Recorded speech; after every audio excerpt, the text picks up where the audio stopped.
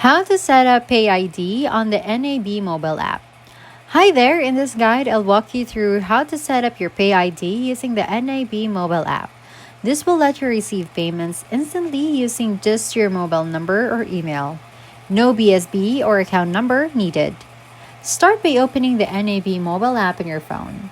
Log in securely using your password, fingerprint, or Face ID. In the PayID screen, select the option to create PayID or link PayID, depending on the app version you're using.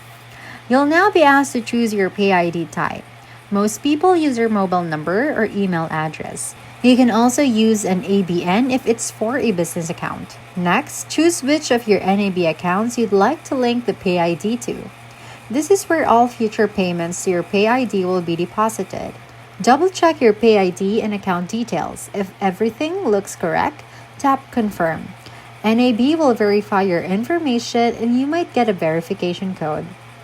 That's it. Your PayID is now set up and ready to use.